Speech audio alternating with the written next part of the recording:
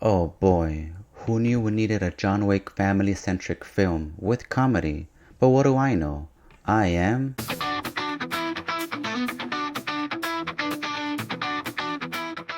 Hello everyone, welcome to Chewy Cinematic Talk, and today I will give you my honest review for Nobody 2. This is going to be spoilers free, so keep that in mind, and like before, I will give you my rating of the film in the end of the video. Hutch, a suburban workaholic assassin, takes his family on a much needed vacation into a small town. Unfortunately, his actions make him stumble into the middle of a corrupt theme park. Hutch now has to deal with the park operator, a shady sheriff, and a crazy crime boss. Nobody 2 is directed by Timo Chayanto. I'm sorry if I said that incorrectly, but I tried to look it up just in case. And this is officially his first English language spoken film, so that's pretty neat. It was written by Derek Kolstad and Aaron Rabin. I hope I'm saying these names correctly. Derek wrote John Wick 1 through 3. Trust me, you can definitely feel those vibes throughout the whole film. I gotta say though, this is honestly a fun and funny version of John Wick. I'm not saying John Wick is not fun, but it's more funny compared to John Wick. I, for one, love when you go straight into the movie without having to watch part 1 and fully grasp what's happening. Because honestly, I've not seen Nobody part 1, and just going straight into this, I only saw one trailer and I got the whole picture. But of course, it is better to see the first film because I'm pretty sure that some things happen in this film that I didn't fully grasp. Fortunately, this movie can stand on its own and you can fully understand everything that's happening. But not for sure I'm going to go and see part 1 because I'm really excited to see it. All you need to know for this film is that the family morale is pretty low, and because of this, Hutch, which is the main guy, the father, takes his family to a vacation, but trouble seems to find him no matter where he goes. This leads me directly into what I like about the movie the most. I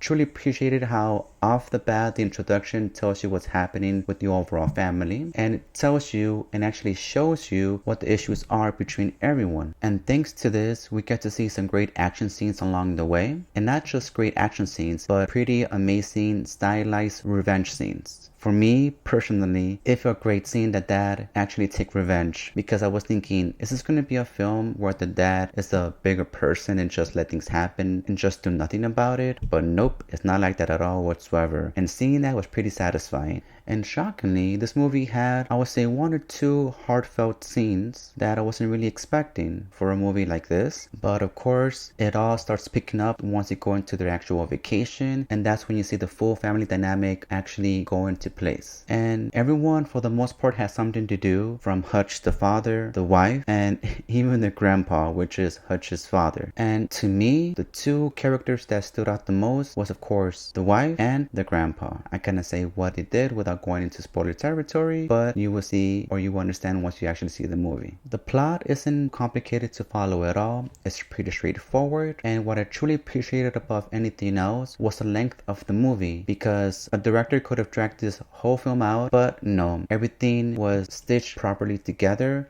and nothing was dragged out at all. Every action scene fulfilled its purpose. So even though the 2 characters that I mentioned that stood out to me was the grandpa and the wife, I would say the villain or the crime boss was simply psychotic, and I loved it. It was actually satisfying to see what happened to her in the end, so trust me, you'll be satisfied too. Talking about satisfying, the ending gave me Deadpool and Wolverine vibes, but you will see or understand if you actually see the film.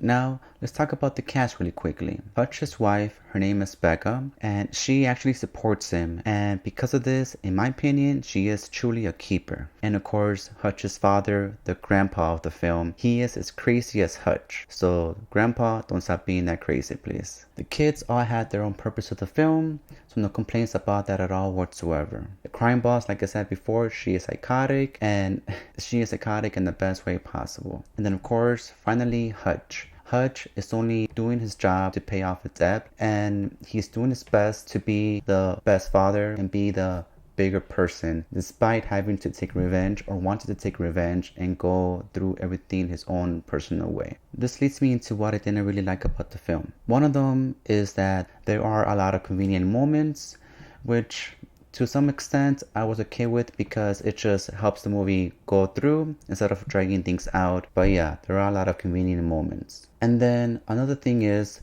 there are some conflicting decisions. For example, when it comes to the wife. And another thing that I did not like is that it is rated R, so why not just show us the whole gory fest? I mean, it's the same writer from John Wick. There are some gory scenes here and there. Sometimes they kind of held back, but again, it's rated R, so why not just give us everything? This all leads me to my rating for the film. So out of 5 stars, I'll give this a 3.5. So this is the true cinematic experience in theater if you have like a monthly membership like for AMC or for Regal. This way you don't have to pay the full price, or you can just go like on a Tuesday when it's cheaper, or throughout the day when it has a cheaper price. Well, thank you, my cinematic family. I truly appreciate your time. Please hit that subscribe button, and if you can, also the like button. Please let me know your thoughts on Nobody 2. And as always, take care. I'll see you next time. Bye.